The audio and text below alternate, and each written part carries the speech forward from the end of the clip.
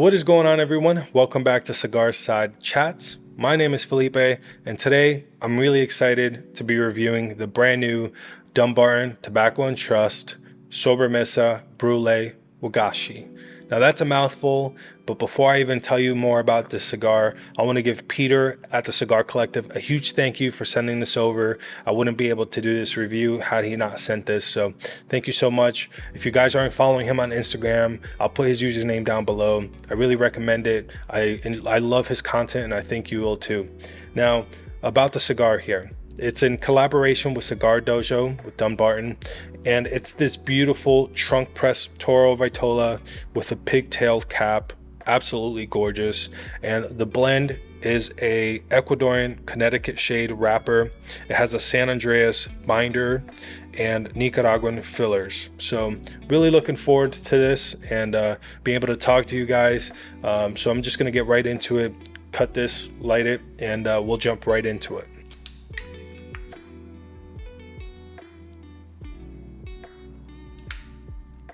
So right on light up here, beautiful draw. It's what you've come to expect from Dunbarton, right? And this is definitely not as sweet and light as the Brûlée Blue, which I think was the point, right? But right from light up, getting ton of creaminess and a nuttiness to it. I've been really looking forward to this, and yeah, it's beautiful construction. Right off the bat, I can tell it's not as mild from Brûlée Blue, which I think that was intention, right? Kind of, you know, having read about what Steve Saka wanted to do with this blend, it's kind of in between the Sobremesa regular and then the Brûlée Blue. But so far, fantastic smoke. Super creamy. I'm gonna continue smoking this, and I'll come back with my thoughts after the first third.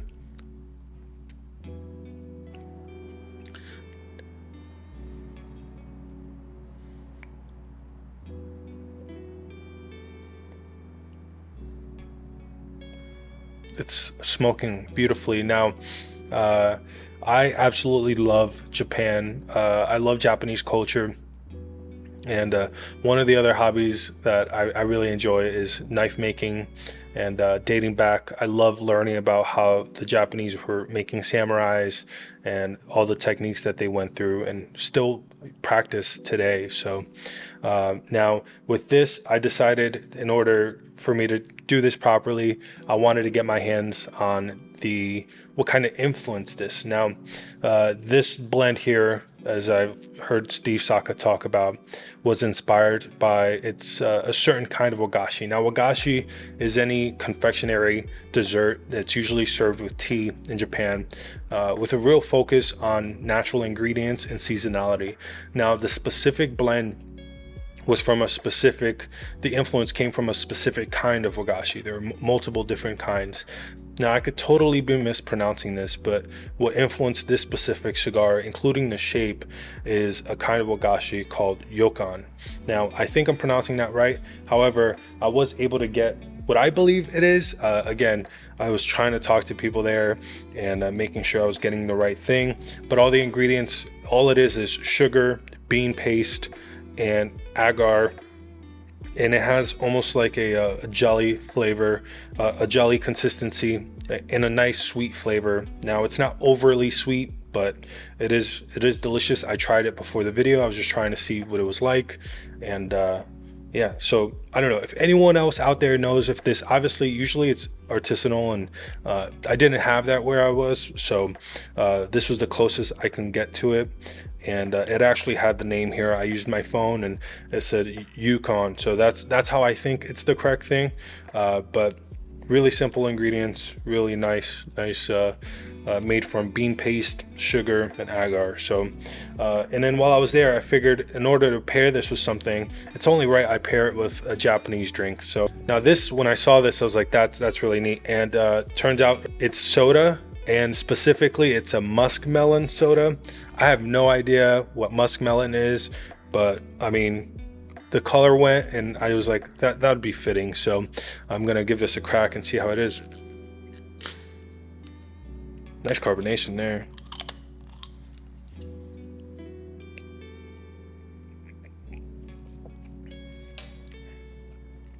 Oh, that's nice.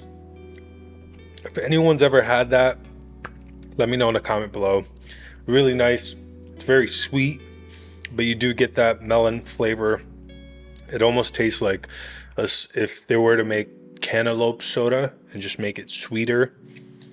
Now it almost tastes like, I would say, like very close to like cantaloupe, like a greener cantaloupe, and it is sweet. So really nice. But I thought it'd be cool to pair it with Japanese drinks. It's only right? So this is really good. Oh, he never misses, man. He just never misses. Getting through the first third here, it's great. The smoke output is nice, creamy smoke, like that sweet cream flavor is there. I mentioned earlier I was getting kind of a nuttiness there, and I was really trying to pinpoint it. What I'll do is I'll pull up a flavor and aroma wheel, a cigar flavor and aroma wheel, and I'll just go through there. So what I was looking for, what I was trying to express, is that nuttiness is more of like a walnut. And you're like, well, that's so specific. But if you think in your mind right now, like walnuts versus a peanut or an almond, there's a distinct flavor there. And that's what I'm getting on the retro there. It's really nice. Super nice smoke. Now that I'm getting into the second third here, is starting to brighten up. Definitely getting more of that kind of toffee, more caramelly flavor. So looking forward to seeing how this progresses, but I'm going to continue smoking this, and we'll let you guys know after the second third. That trunk press is beautiful. It's really nice and rounded. So what's really neat is even the shape, it was to mimic this. Now traditionally, again, this is prepackaged, so it's not the same, but you see that it has like these softer edges here. That's usually how this specific kind of Wagashi comes in. It's rounded off here and cut up, so it's served as like these little bars. And it's funny, even holding them next to each other, you can feel it. So the attention to detail that goes behind everything that Dunbarton does is like none other, right? In my opinion, if a cigar has a specific name or something that they're trying to point to, it needs to have those flavor profiles. And from having this and having this, I could definitely see it, and it's cool to see that even the inspiration is there.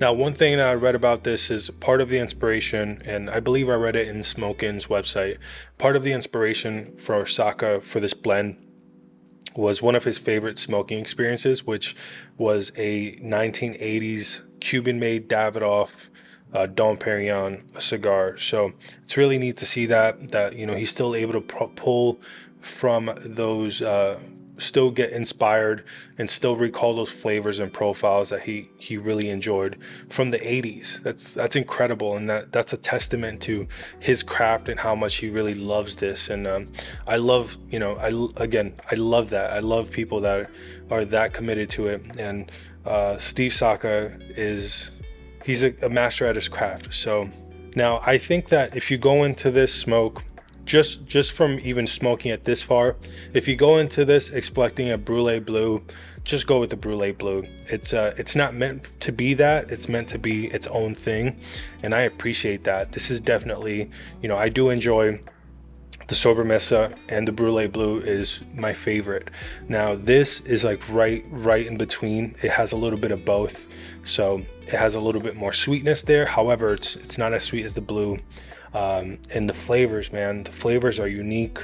I think this is one that I would highly recommend for everyone to try. So I'm going to continue smoking this and get back to you.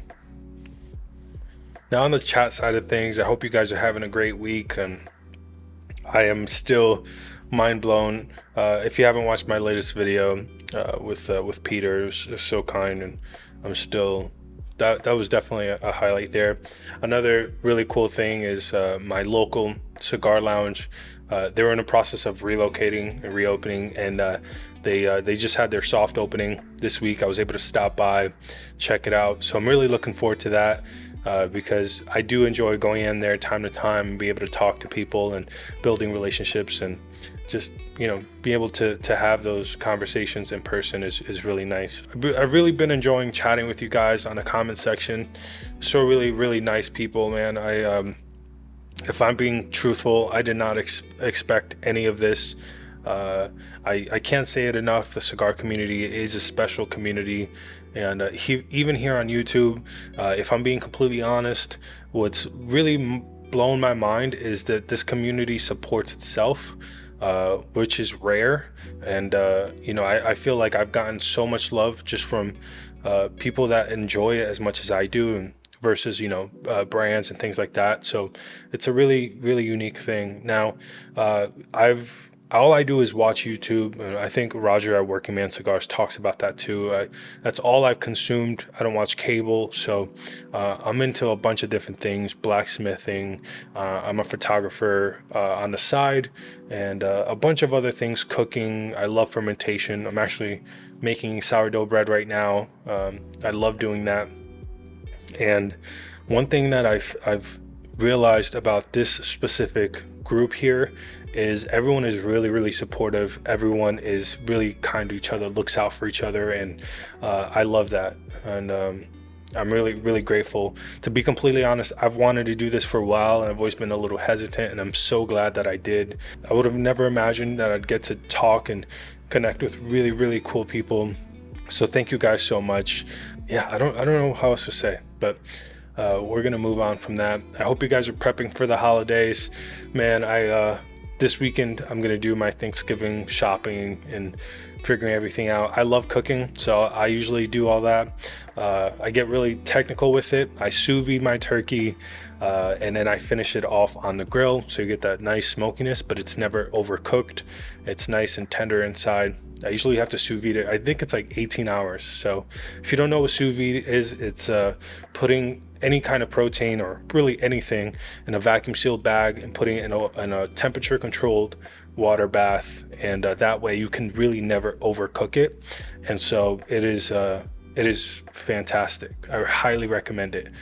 But I'm excited to have more great cigars in the season, hang out with my family, hang out with my boys, get some decorations out. Really looking forward to it. There's some great things happening here. So I hope you guys are reflecting on the year already. This is the time where I really start to think about what I've done, what I want to do, what I want to accomplish. The sense of gratitude, the fact that we're even able to live in a country we do, and do the things we do, and live where we live. It's an incredible blessing, and I try not to take that for granted as much as I can.